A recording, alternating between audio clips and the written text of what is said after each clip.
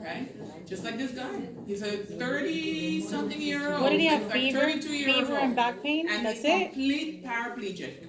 What was his symptoms? Fever and back pain? Yes, he actually came in. He had an infection from an abscess. He had an abscess in his underarm that seeded into his blood. He was bacteremic, and then he was complaining of back pain. But this is the thing. It's like some people, you hear back pain, you're thinking more of a herniated disc. Right. If your patient has an infection already that you see is seeding, the first thing should be in your mind is that, okay, this is an abscess. And I think that's what the internal medicine doctor was thinking. This is an abscess. That's why she wanted, or he wanted, I should say, contrast.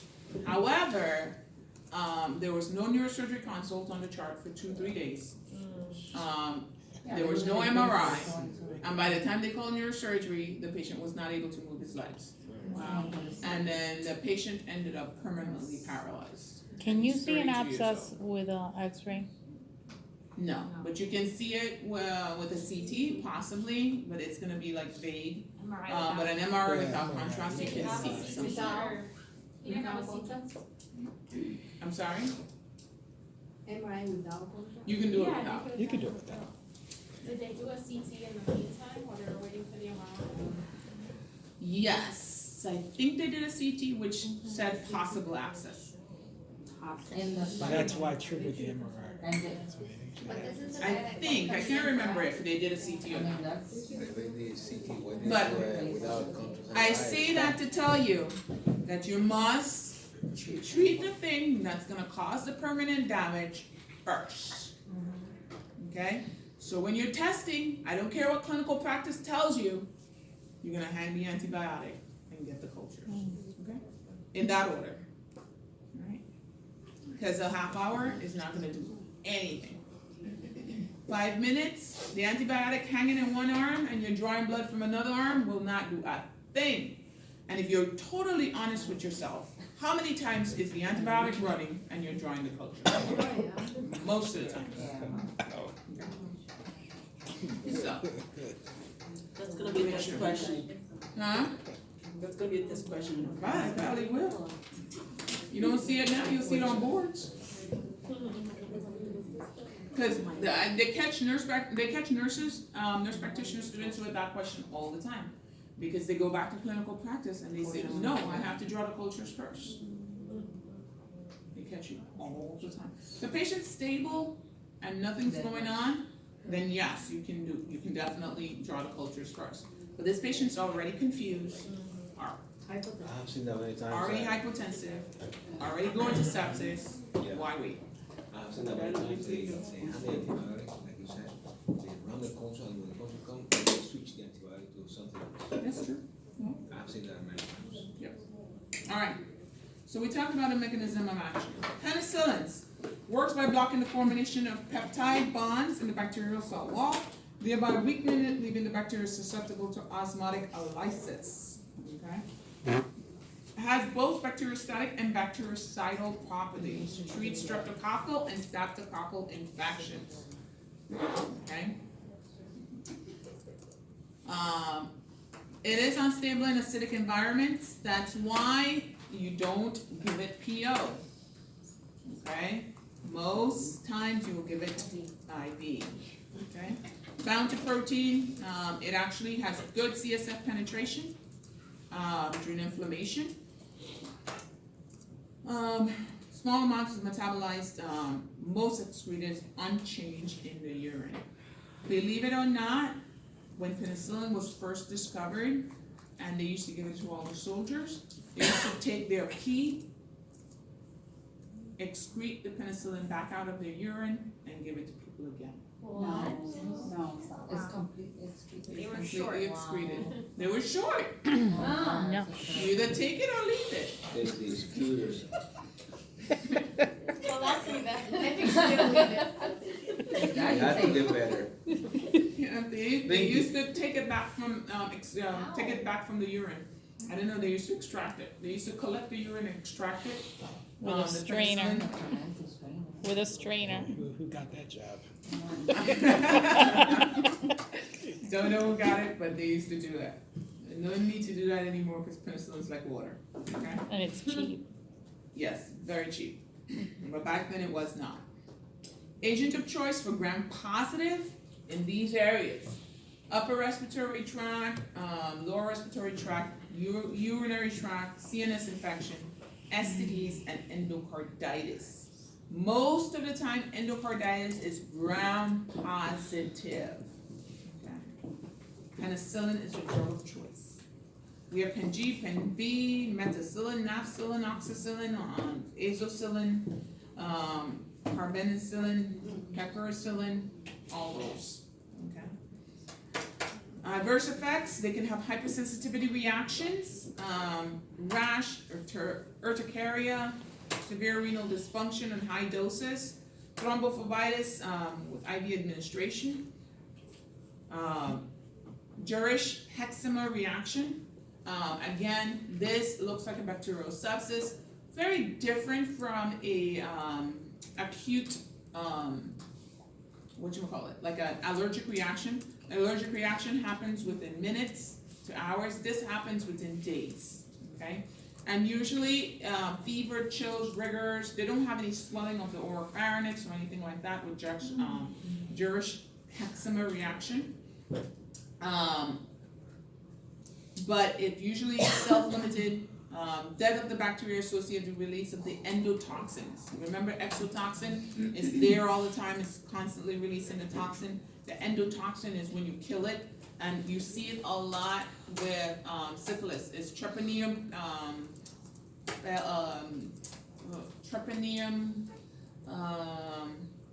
can't remember how you say syphilis, oh my god. But anyways, it's syphilis and Lyme disease. Both of those, you'll see it very closely with this.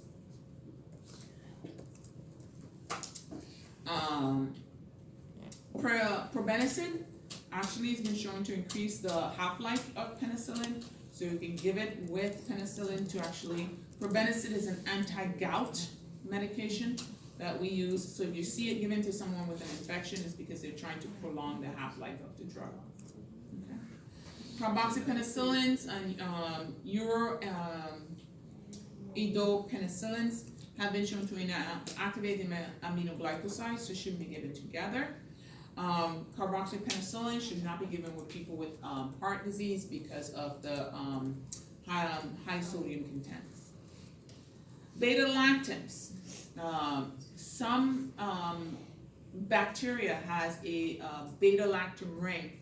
They build up a beta-lactam ring, and when you give the penicillin cannot penetrate this beta-lactam ring in the bacteria. The penicillin can penetrate this ring. What usually happens is the bacteria can stay alive and fight and resist the penicillin. You have penicillin beta-lactamase inhibitors, which is actually a penicillin with a beta-lactamase inhibitor with a adjunctive, so it's like augmentin. Augmentin is amoxicillin with a beta-lactamase inhibitor on it that actually helps to kill the beta-lactam ring in the penicillins. Piperacillin is a penicillin. Tazobactam is a beta-lactamase that's on it. Pseudomonas, not a very good bacteria. It's highly toxic.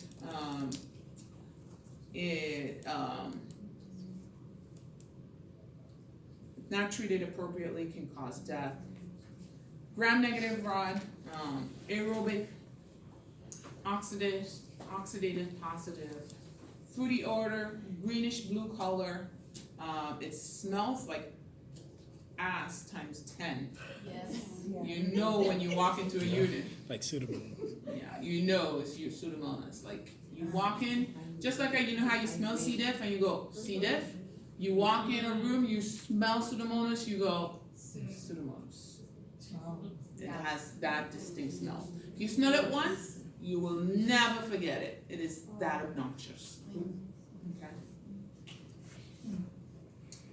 I don't know why that was in the middle there, cause it shouldn't have been, but it's there, so whatever, we're gonna get past it. Beta-lactam penicillins, well absorbed in the GI tract, bound to protein with good distribution.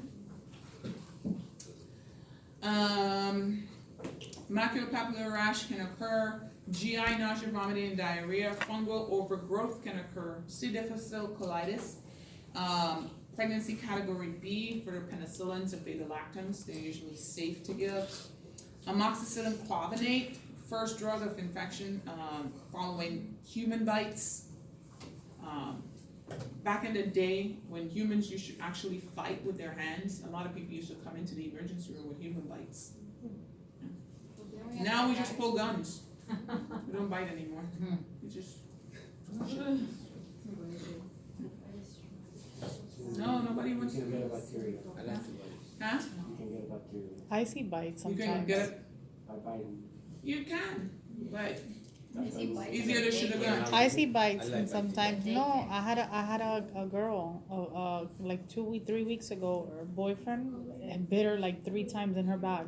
It was Her gross. boyfriend bitter? Her boyfriend, her Bites and boyfriend. bad bites. She had like a domestic dispute, the boyfriend bit her. buy. It was gross, it was brutal. She forgot the safe word. It was brutal. I don't know. The story was unclear, but she had the bite marks. And then I see kids with bite marks. But I've seen I saw bites not too long ago. Guess her safe word was all out. Yep. That was bad. Alright, More violence. but just remember amoxicillin, clavonate, human bites. What? Amoxicillin, clavonate, human bites. Yeah, nothing. Ampicillin, sulbactam, unison, piperacillin, tazobactam, zosyn, piperacillin, clavonate, tegmentin. Those are all your, we just talked about this, I don't know why I have it twice. Monitor for ADRs. Beta-lactam cephalosporins, they have a close relationship to penicillin. There's a lot of new research now that shows just because you're allergic to penicillin does not mean that you're gonna be allergic to cephalosporins. And so what the new vogue is for you to try it in small doses to see if the person is gonna react to it, or to make sure you figure out what the reaction is. If it's just a rash, you should try it. If it's anaphylactic full-blown, you may not wanna do that. Okay. You have first generation, second generation, third generation, fourth generation. Your first generations. Remember, with your cephalosporins, the higher you go into generation, the more gram-negative it becomes. Okay? So your first generation, so usually more gram-positive. Your fourth generation has more gram-negative coverage. Your first generation has very little gram-negative coverage, if any. Okay? So that's why K-Flex and Ansef, which is your cefazolin and your ceflexin, are the ones that we give for prophylaxis for the cut for surgery, because they are gram-positive. They're more gram-positive. Okay? You cut the skin, staph goes in from the skin, so you want to cover that. Okay? What's fourth generation on this list? Fourth generation we're gonna come to, it's like, ceftriaxone is third generation, So they don't use them as often. It's like no, the Maxipine, they don't yeah. use those. They still use them, they still use Maxipine. Right, but they like for surgery, like, No, for surgery, only first generation, because they're worried about the skin, skin flora. not really Yes, anything. skin. If you're doing pre-surgical, remember, it's pre-surgical. If I ask you a question on what you're using for pre-surgical, it's gram-positive, it's your first generation, it's usually first generation. You're not using second generation for your coverage, your pre-op coverage. Okay? Your second generation, cefaclor, cefoxin, is your most potent that you're gonna use. Your third generation, Cefdinir, Ceftriaxone is the most common that you see. Ceftoxin, you see a lot too.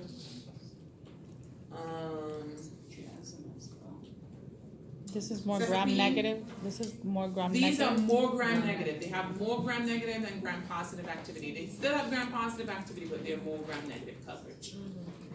I saw a lot of Teflar with when I rounded with ID, especially when we had a lot of, oh, I just forgot it, I'm sorry.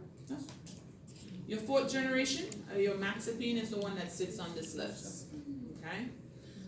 And this has a lot of gram negative coverage. Treats streptococcus, staphylococcus, aerobic gram negative such as Enterobacter, E. coli, Klebsiella, pneumonia, protease, mirabilis, pseudomonas, coverage.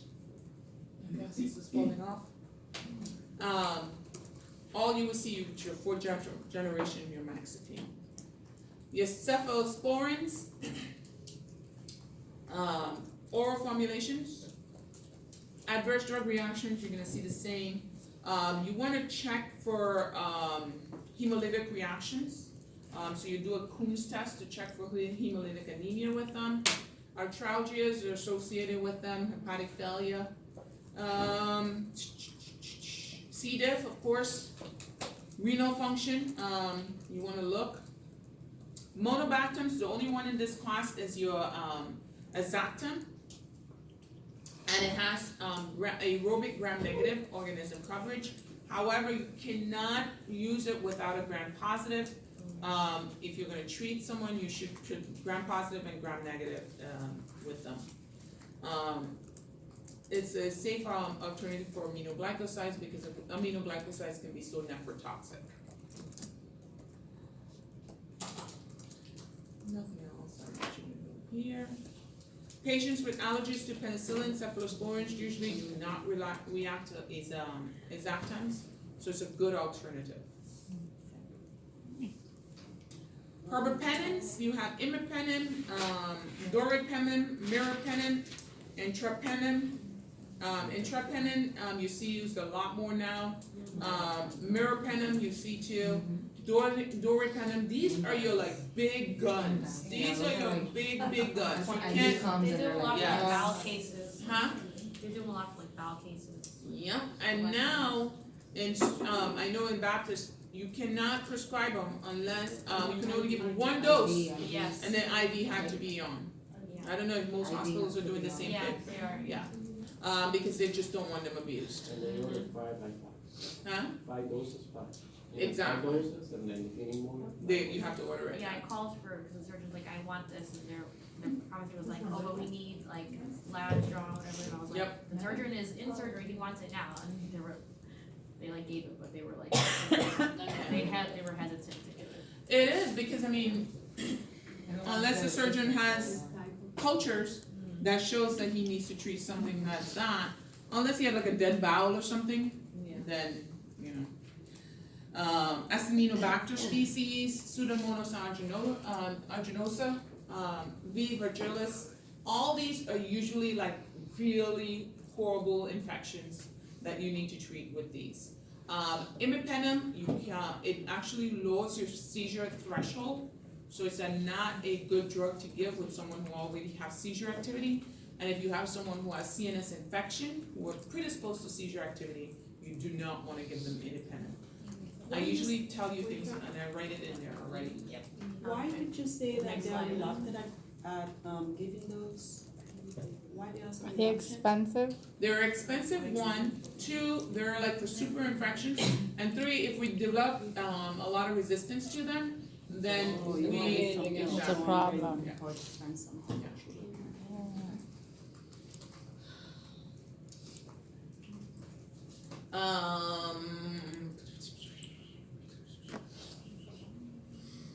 Again, meropenem over imipenem, CNS infections, you don't want the seizure rush.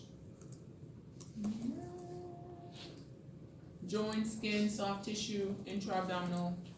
This is your bacterial meningitis patient coming in. You wanna give them that meropenem, you don't wanna give them your ceftriaxone. Okay. These are what they're saving these for. Really bad infection. These are broad spectrum. Yes, they cover both gram-negative and gram-positive. Neurotoxicity, primaxine, imipenem, mirum or doripenem, drug of choice. Probenecid can Again, actually prolong treatment. So you can it causes decreased clearance. Fluoroquinolones are gram-negatives.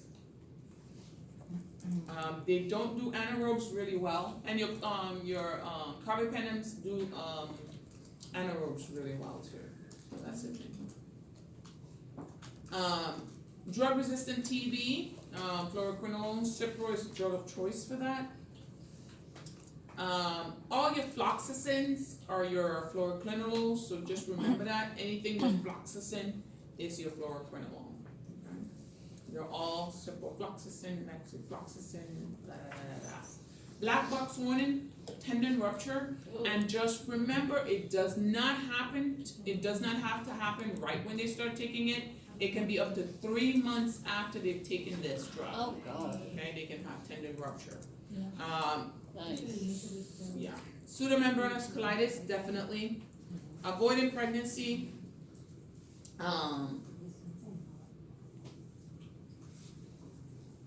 These have a lot of resistance. You really have to consult your antibiogram before you order any fluoroquinolones, because they have a lot of drug resistance, especially in E. coli, in urinary tract. They have a lot of resistance. Levofloxacin, you're gonna use it for your pneumonia patients. Which pneumonia patients? Because The elderly usually. the gets it. elderly, greater than Mhm. 65, Greater than okay, 65. is who you wanna give it to. And they're even seeing resistance with that, so you gotta be very careful.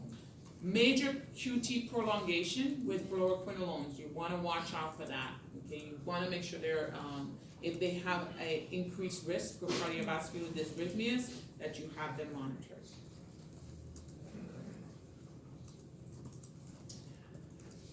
Complicated UTI, pyelonephritis, infections, chronic bacterial prostatitis. Watch for prolonged use. They can actually cause a deep tendon rupture or a tendonitis. So you want to watch them. Food delays absorption. Take with a full glass of water. Reserved for patients who communicate acquired pneumonia with comorbidities, especially your levofloxacin. Lincosamides are your gram-positives. They actually work well on MRSA, just as well as vancomycin. But their black box warning is for pseudomembranous colitis or C. diff. They can cause very severe colitis. Neutropenia and thrombocytopenia also. Patient education, they need to finish therapy. Don't worry about that. Your macrolides are like your penicillins. Okay? If someone's allergic to penicillin, you can switch them out for a macrolide. Okay? These also have a lot of resistance because at one point, anytime someone had a cough, they were like, "Can I have a Z-Pack? Can I have a Z-Pack? Can I have a Z-Pack?" So now not even those work. Okay? But they're very good respiratory tract penetration. Usually you keep them on hand. I always keep a Z-Pack on hand because of my asthma.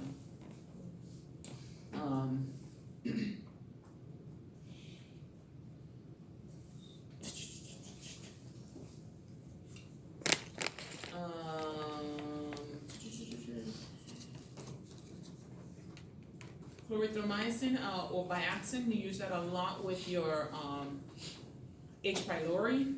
It's in one of your H. pylori meds. Has good respiratory flora penetration, erythromycin.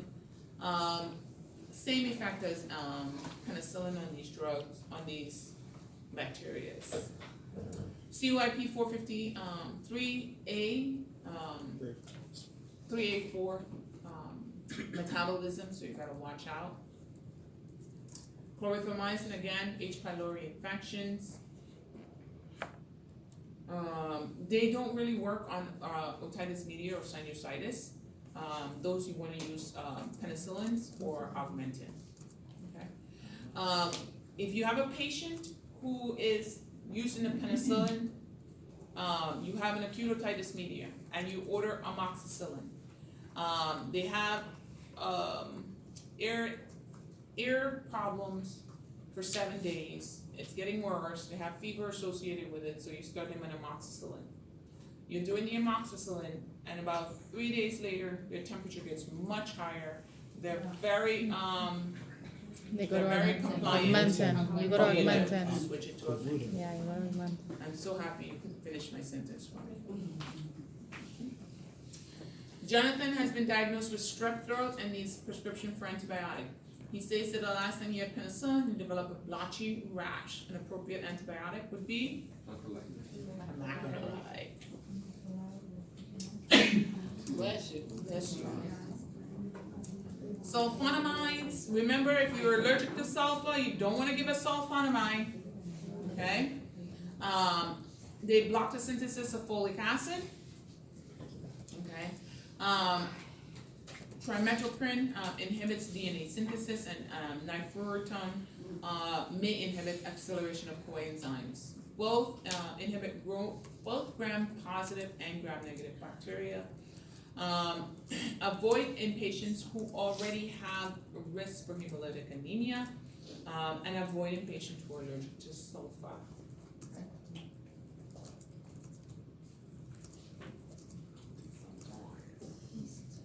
Nitrofurantoin is actually one of the drugs for of choice for non-complicated urinary tract infection. Can cause acute pneumonitis and interstitial pulmonary fibrosis, so you want to watch out for that in them. It can cause hemolytic anemia, That's a lot. It is, but that's why you shouldn't take anything unless you really absolutely need it. Because if you don't really need it, the risk of taking it is just as bad as, sometimes the risk outweigh the benefit.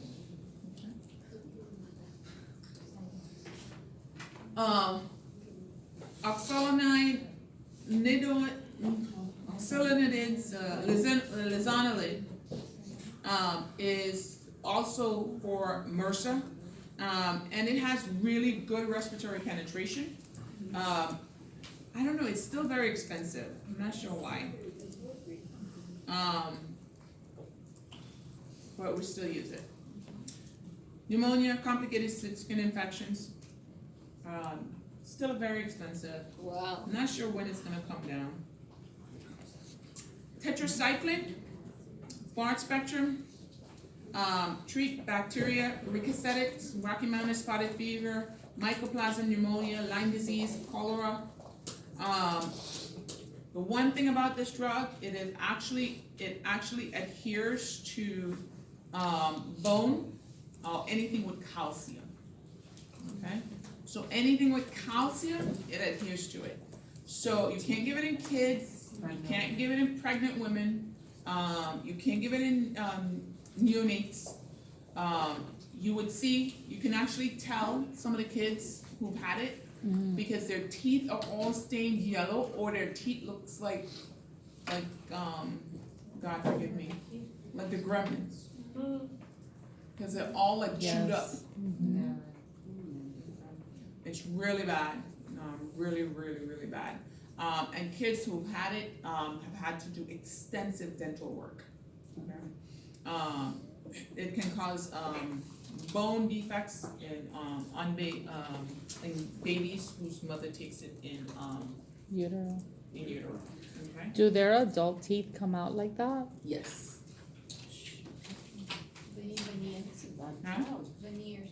They do need veneers. A lot of them have to get it. Their teeth look horrible. And there are people who their teeth come out okay, but they've had like 1 or 2 doses, and their teeth, you see them yellow. They have like this yellow discoloration of their teeth, and it's all because of tetracycline. Chelation, it actually combines with anything with calcium, so dairy.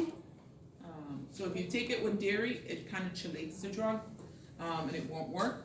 Magnesium and aluminum antacids and iron preparation can actually chelate those. Do not prescribe for pregnant women, lactating women, children less than 8, patients with renal or hepatic dysfunction. Not a good thing. Doxycycline is first line for C. trichomonas and erythroplasm. Tetracycline and minocycline. You can use it a lot for acne. You use it a lot for atypicals, especially your doxycycline. When I had my asthma fair, my last asthma fair was in the hospital, I had 7 doses of doxycycline. I had the prettiest skin when I came out of there, not a blemish, nothing, it was gorgeous. However, I had no veins. Because every day they had to put a new IV on me. That thing just burnt the veins completely. Okay? But I had excellent skin.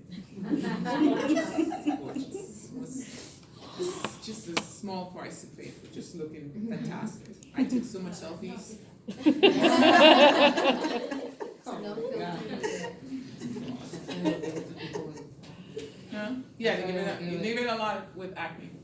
But it has a lot of side effects, so you gotta look out. One of the side effects, pseudotumor cerebri.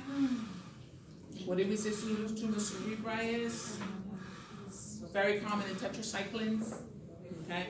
It's an idiopathic intracranial hypertension that occurs a lot in women. Okay? Superinfections, such as like C. difficile colitis, exfoliative dermatitis can occur as a result. Hepatotoxicity, phototoxicity, beautiful skin. Okay. Renal impairment, look at what the teeth usually looks like. Those, their teeth come out so discolored. And depending on how bad it is, their teeth look like all choppy. It's just horrible. So they are like discolored and choppy. So yeah, they do need veneers. These are, like, you wanna give them veneers at 5. But it doesn't, but of course you can. Lipoglycopeptides, or peptidides, which is your vancomycin. Remember, very nephrotoxic. Also remember Redman syndrome, with rushing it in, they get this red discoloration all over their skin, okay? If you infuse it too fast, okay? Vancomycin is gram-positive, okay? So if you have a person that you're put them on empiric protection, you can't just put them on Vanco and be done. They have to have Vanco, even though it's a big gun.